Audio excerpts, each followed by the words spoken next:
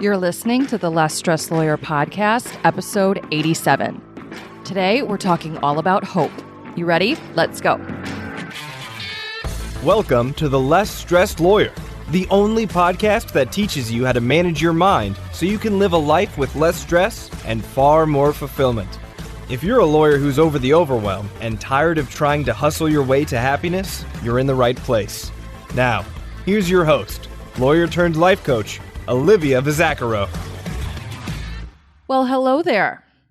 How are you? I don't know about you, but my December is A, flying by, and B, going so well. I don't know if you know this. I don't know if I've talked about it on the podcast before, but I take time off at the end of every year. And I was actually inspired to do this by one of my coaches who early in my coaching career, early in the journey of starting my own business, I heard her talk about taking time off, and she took a whole month off. And I just thought that was absolutely crazy. And I had a lot of judgment of it at first. I thought it was sort of irresponsible. I had a lot of limiting beliefs about being an entrepreneur and being able to take time off, some of which I picked up from family members who are self-employed. And I decided that I was going to work my way up to it. Now, I could only decide that after I made the decision that it's actually something that I would want to do at some point, to take a month off.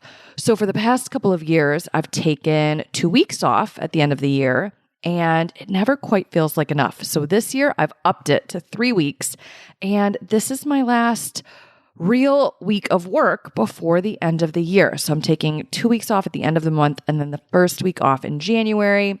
The podcast will still be coming out, so don't worry about that. But I am so excited to relax and brainstorm and do some behind-the-scenes stuff, prepping for my business in the new year. I've got a bunch of exciting stuff coming down the line, so I'm super thrilled to be doing that.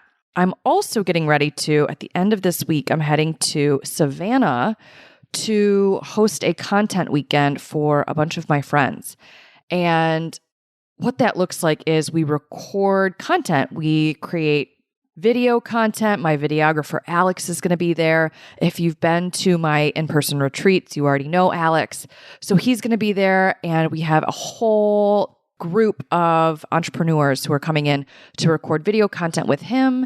And then I also have a photographer coming in. She's a local photographer in Savannah, so she's going to be coming in for us to create static photo content as well. So I'm so excited to do that. It feels like a fun way to kick off my time off and a really neat transition from my typical work weeks into an extended vacation.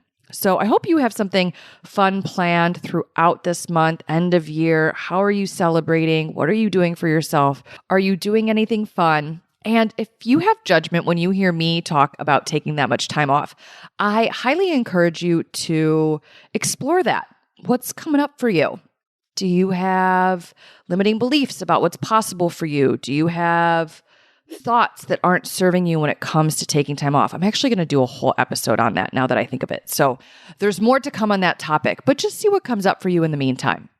All right, speaking of the holiday season, I don't know that these things essentially go together, but bear with me here. I really wanted to talk about hope. This has come up on a couple of my coaching calls recently. I've heard some clients say some things back to me when I talk about this.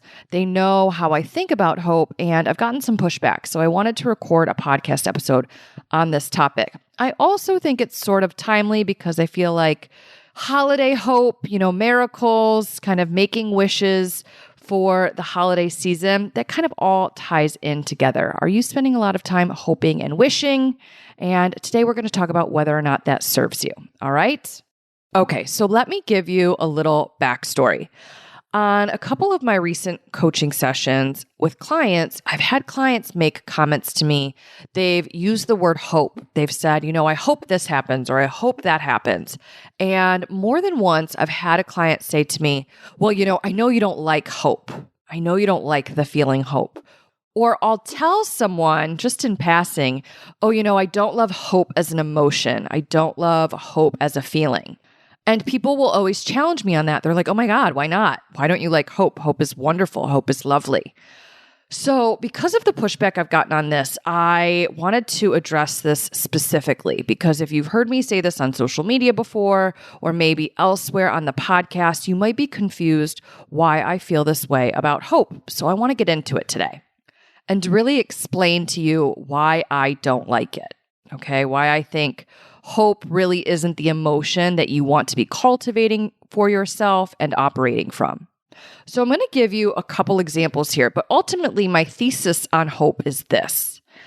The action that you take from hope isn't very powerful, okay? So I don't think that hope is a feeling that necessarily serves you.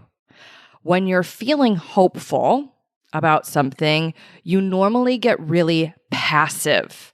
You sort of throw your hands up in the air. You cede control over a situation. You really step into wait and see mode. You kind of cross your fingers and wish and hope that things work out, but you don't take active action to ensure that something happens or goes a particular way, okay? You become very passive. You relinquish responsibility for your results. You kind of put it in the universe's hands, or if you're religious, you put it in God's hands. You put it outside of your own control, your own responsibility, okay? And when you do that, it doesn't create very powerful results, okay? It typically leaves you still hoping that something turns out the way that you want it to. I often say when you're thinking a thought with the word want in it, that want begets more wanting. The same thing goes for hope. Hope begets more hoping. So here are a few examples of this. Think about time management. Let's say you struggle with time management and it's something that you're working on. And as you go to quote unquote work on it, your thought that's fueling you forward is the thought, I hope I get better at this. And when you think, I hope I get better at this, you end up feeling hopeful. And what do you do from feeling hopeful? You don't really do anything. You just wait. You quote unquote try. And try just means not doing. So you keep doing the same things and you anticipate a different result. But that doesn't make sense, right? Doing the same things, crossing your fingers, hoping as a strategy, not doing something different as a strategy, that's all going to get you more of the same. So when you're thinking, I hope I get better at this, and you're feeling hopeful or optimistic, you don't take the action that would actually help you get better at this, right? What would that action look like? Following my process, reclaiming control of your calendar, planning your schedule accurately, honoring your plan, evaluating, allowing the negative emotions to be there, taking action in spite of them. Those are all of the things that you need to do in order to get better at time management. Really studying yourself. Where did I reshuffle? Where did I procrastinate? Where did I plan inaccurately and do the math wrong? Going through that process and making decisions and changes little bit by bit at a time in order to get better at it. That is the process of actually getting better at time management. When you're hoping you get better at it, you don't engage in those activities. We'll take business development as an example. Maybe you have the goal to bring in $500,000 in revenue for your firm, or maybe your goal is bigger than that. Maybe it's $1 million, or maybe it's bigger than that. How fun. If you are thinking the thought, I hope I develop business, or I hope I make $1 million, and you're feeling hopeful or optimistic, what do? You sit around, you cross your fingers, you hope as a strategy, you wait for clients to come to you, you don't actively market, you don't meet people, you don't tell them what you do, you don't add value ahead of time in a bunch of different ways through social media, through conversations with people. You don't make offers to help people when it makes sense to do so. You just sit around and wait. And guess what? You take what comes, but what comes isn't going to get you to your goal. That strategy isn't going to get you to where you want to be. So you end up still hoping that you make $1 million next year, that you develop a business next year. And you're probably getting discouraged in the process because it's not going the way that you quote unquote hope that it would go. So you start taking less and less and less action because hope isn't panning out, and then you feel discouraged, and the worse you feel, the worse action you take, right? So think about that. If you're feeling hopeful when it comes to business development, you're still going to be hoping that you get different results than the ones that you create when you're using hope as a strategy. You also might be thinking, I might hit my goal, right? The sentence doesn't have to have hope in it. The thought doesn't need to have hope in it. It might be, I might hit my goal. Maybe I'll hit my goal. Maybe I'll develop business this year. Maybe clients will want to work with me. Maybe I'll sign clients. Maybe I'll develop a business. Maybe I'll make the amount of money that I want to make.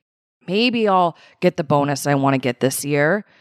I might get the bonus that I'm hoping to get this year. And then when you think any of those thoughts, you feel hopeful.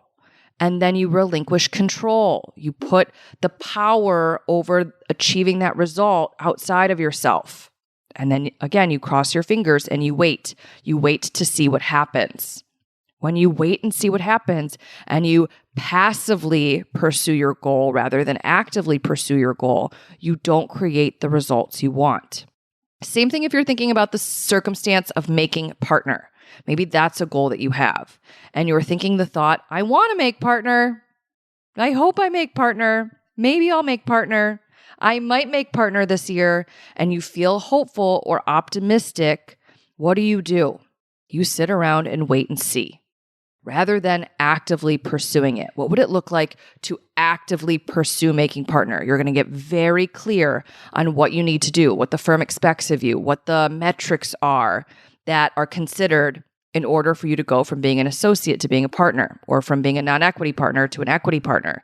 You'd get very clear on what you need to do in order to meet the requirements. And then you would get to work on meeting those requirements. You would hit a certain billable hour target if there is one that exists within your firm. If you need to have a certain book of business in order to be considered to make partner, you would make sure that you devote time to developing that book of business. You're going to make sure you have strong relationships with the people who make those partnership decisions, if there's a committee that makes those decisions. So you would go very intentionally about checking off those items on that list rather than just crossing your fingers, using hope as a strategy and waiting around to see what happens, hoping that people look out for you, hoping that people advocate for you. You'd take much more intentional action to ensure you do everything in your power to make it happen. So I want you to think about an area of your life where hope is coming up for you.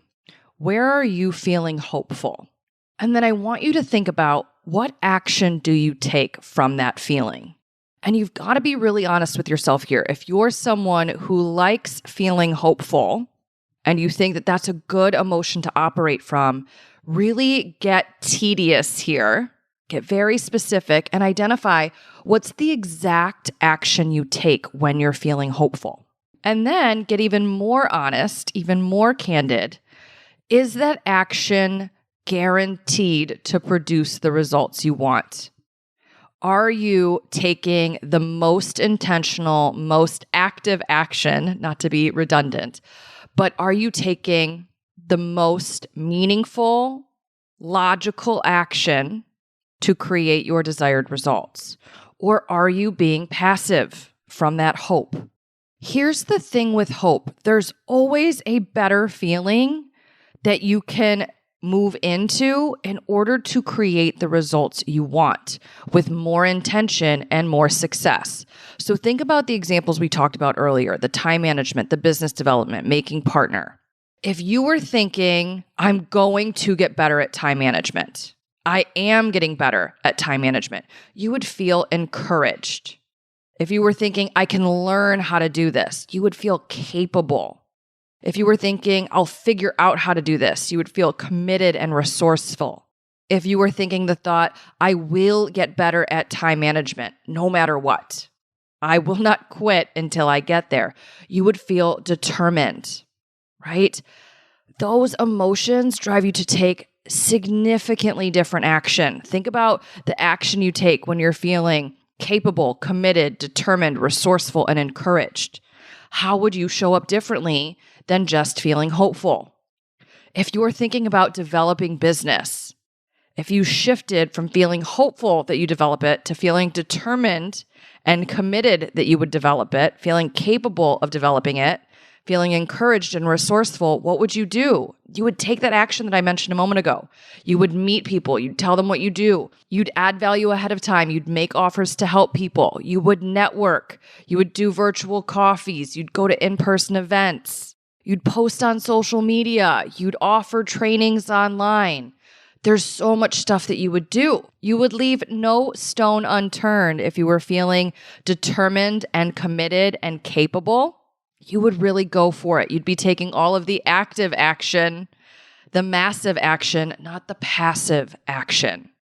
Think about making partner. I gave you that list of things that you would do. That's going to come from feeling determined and committed and capable and resourceful, not from feeling hopeful.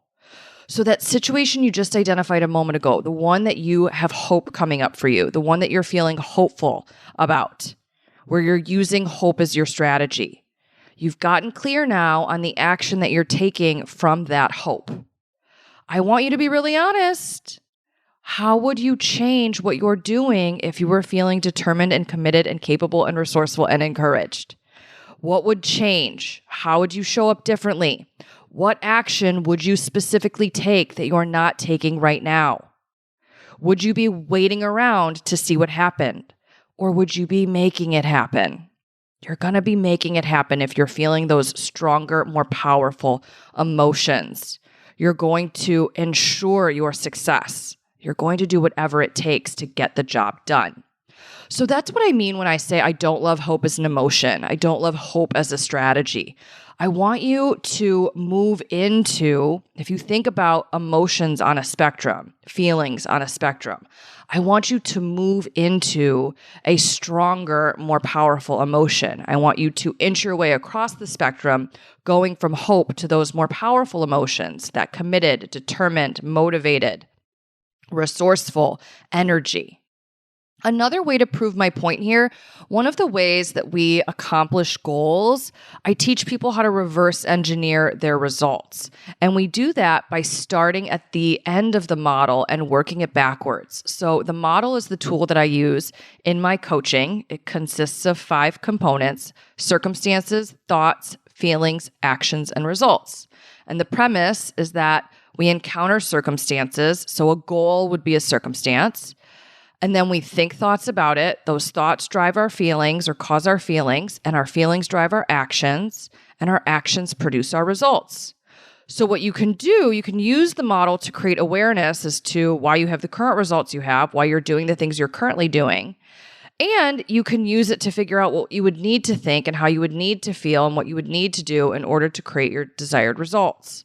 So you could just start by replacing the thought. You can say, instead of thinking, I hope to make $1 million, you can shift it to, I will make $1 million. And you can see the difference that thought makes, how it makes you feel, how you show up differently from that feeling, and the different result you produce from that action. But you can also work it backwards. So you can start with your desired result, and then you work your way up the model. You go from the result to the actions you would need to take in order to produce that result. Then you go to the feeling you would need to feel to take that action. And then you go to the thought that you would need to think in order to feel that emotion. So here, think about the result you want to create. If you want to develop a business, if you want to master time management, if you want to make partner, if you want to delegate, if you want to stop people pleasing, if you want to travel the world, if you want to get married, if you want to do anything in your life, think about the specific actions you would need to take in order to make that result happen, in order for that to come to fruition. Get very specific. List out all of the micro steps, all of the little actions that you would need to take in order to produce that desired result. Now, once you've got that list, work your way up the model again, another level. What's the feeling you would need to feel in order to take that action? I promise you, whatever word just came to your mind, it definitely wasn't hopeful.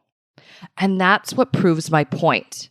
If you were to reverse engineer your results, you'd never pick hope as the feeling to fuel you forward. You would always pick something stronger than that. So it goes to show that hope isn't a strategy to get you to where you want to go. You choose to feel compelled, committed, convicted, determined, motivated, driven, empowered, powerful, encouraged, certain, assured, capable, confident, unstoppable, resilient, relentless. Relentless is one of my favorite emotions. I love taking action when feeling relentless. I love pursuing goals while I'm in that state, that emotional experience. It's so fun. It's so much different than hopeful. You can feel it in your body. Just as you're listening to me right now, I want you to check in with yourself. Try on what hope feels like in your body, and then try on what relentless feels like, what convicted feels like, what compelled feels like, what committed or determined feels like. And if you are having a hard time accessing that emotion in your body, think right now of a time where you felt any of those feelings before and tap into it and notice the difference. The energy of those emotions is completely different than the energy of hope. So working the model backwards really proves my point here. You'd never intentionally choose that as the emotion to fuel you to take the action that you would need to take in order to produce your desired result. So don't settle for hope, okay? Now, with that being said, I want to talk about an exception to my rule of not using hope as a strategy. I'm going to be really realistic with you, okay? Sometimes hope is all you have. If you're feeling right now, if you're feeling discouraged, defeated, down, depressed, stuck, ashamed, guilty, frustrated with yourself, helpless, and really hopeless, if you're feeling those feelings, sometimes the furthest you can get yourself along that feelings spectrum is to get yourself to feeling hopeful. Optimistic is as far as you can get, at least for now. You'll be feeling hopeful that things might get better, hopeful that the situation that you're dealing with is going to work itself out, hopeful that you'll be okay. Sometimes hope's all you got. And if that's where you're at right now, I don't want to diminish it. I want to hold space for you to just be there for a little while. And even better than saying, hope's all you've got, think of it as hope is the best that you've got in this moment. And when that's the case, hope is a step in the right direction. Again, I want you to think of feelings as a spectrum. Now, I don't want you to stop at hope. I don't want it to be your final destination. But if hope's the best you've got right now, then let it be a pit stop. Get yourself out of those heavier emotions, those feelings of discouragement, defeat, depression, feeling stuck, ashamed, frustrated, helpless, hopeless. Get yourself to hope. Ask yourself, what would I need to think right now to just access hope? Even if for a moment, even if just for a little while. Get yourself to hope and stay there for as long as you can. And then practice being there. Practice being in the emotion of feeling hopeful. And hang out there for a little while until hope becomes your new normal. And then from there, once you've shaken off those heavier emotions and you've been able to stay in hope, recalibrate. And then from there, work on moving your way further across the feeling spectrum to those more powerful emotions. There is no shame in taking a quick stop or a long stop at hope if it's the best you have access to right now. And you've got to be really honest with yourself. Is it the best I have access to? Is hope as good as I can get to in this moment, in this season, for right now? If it is, just let yourself be there and let hope be enough. And then I promise you, you've got to be on the lookout for it and you've got to try on different thoughts. The longer you stay in hope, practice trying on a thought that would make you feel a little bit better than hopeful. Practice trying on a thought that would make you feel an emotion that would have you taking slightly more intentional action than hope would have you take. And then let that spot, that emotion be your new normal for a little while. And then just keep inching your way along that feeling spectrum to get to those much more powerful emotions. Okay? If you're used to using hope as a strategy, this is your sign to stop. I want you to challenge yourself to move your way along the spectrum to get to those more powerful, commanding emotions. But if hope is as good as you can do right now, if hope is as good as it gets for this moment in time, give yourself some grace and just let yourself be there. And if you're not there, get yourself there. Do the work to just get to hope. Ask yourself, what would I need to think to feel hopeful, even if for a minute? And practice that thought as often as you can. All right? Inch your way along the feeling spectrum. And as you do this, you're going to create more positive emotions and more intentional action. And ultimately, as a result of all of that, much better results. I hope this helped you make sense of what I mean by I don't love hope as an emotion. If you've heard me say that before, hopefully this clears up some of the confusion. And my hope for you as we close out this year and we head into a new year, we head into 2024, is that you don't just settle for hope. You don't just hope that next year will be better than this year. I want you to ensure it for yourself. I want you to commit to it that next year will be better than 2023. And the best way you can ensure it is by coming to work with me. Okay? There's two ways that you can do that in 2024. You can decide to attend the Obsessed Retreat. Join me in Miami in March 20th through the 23rd for 3.5 days in person, where we immerse ourselves in solving the problems you're facing, developing the skills you need to have to create the results you want, and then making your plans for the future for all of 2024 and the next several years. So you've got a clear picture of where you're headed. That way we don't just hope to get there and create the results you want, but we ensure it because we're going to reverse engineer those results and create a roadmap that you can follow to get exactly where you want to go. And remember, when you attend the Obsessed Retreat, you also get access to lifetime monthly coaching calls. So you're going to have continued support after our time in Miami, lifetime access to those calls to get all of the support you need to get the results that you want. So that's the first way to work with me in 2024. The second way is to join Lawyers Only. So the Obsessed Retreat is open to everyone. Whether you're a lawyer or not, you're welcome to come to that. If you are a lawyer, though, and you want to join a group coaching program that consists entirely of lawyers facing the exact same problems you are facing, I am getting ready to launch a monthly coaching subscription for, you guessed it, Lawyers Only. Now, the monthly subscription consists of weekly group coaching calls. We'll meet once a week as a group, and you'll get a chance to get coached by me and work through the problems that you're facing. You're also going to get access to a member portal. There's going to be courses, on-demand courses in there on time management, on how to do the thought work that I teach. I'm going to continuously be adding courses as time goes by. So we're going to kick off with those 2 courses, but the next course I'm going to add after that is going to be a business development course. And then we'll go from there, just continuing to add on how to manage a team, how to delegate, how to set boundaries, how to do all of the things that you need to know how to do in order to have the life you want, to have the career you want, to have the personal life you want.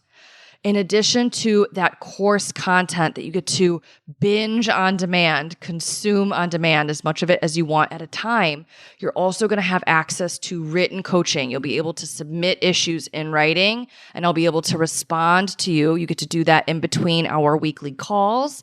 So you have all the support you need whenever you want it. You're also going to have access to a community platform where you get to engage with all of the other attorneys in Lawyers Only. You can cheer each other on, problem solve things together, celebrate each other when you're achieving the goals you set out to accomplish. All right? This program is going to have everything you need to have the practice and the life you want. It's going to be so good. So enrollment for both of those programs is getting ready to open. Like I said, don't let hope be your strategy for how to have a better year. Ensure that you have a better year in 2024 than you did in 2023. Ensure that you do next year better than you did this year. Come work with me. Enrollment opens for both of those programs very soon. The way to stay informed and up to speed on when doors open for both the Obsessed Retreat and Lawyers Only is to head on over to my Instagram. There's a link in my bio there. My Instagram handle is @thelessstressedlawyer, or you can go to my Linktree link, which is linktr.ee/thelessstressedlawyer. I'll repeat that one more time. You can just type it in your browser right now. linktr.ee/thelessstressedlawyer. All right. Go there, and the first two links are the interest lists for the Obsessed Retreat and for Lawyers Only. Go sign up for either or both. And I can't wait to work with you in the new year. We're going to make 2024 the year you go from hoping things that happen to making sure you do. All right, my friends, that's what I've got for you this week. I hope you have a beautiful week, and I will talk to you in the next episode. Thanks for listening to the Less Stressed Lawyer podcast. If you want more info about Olivia Vizzacaro or the show's notes and resources from today's episode, visit thelesstressedlawyer.com.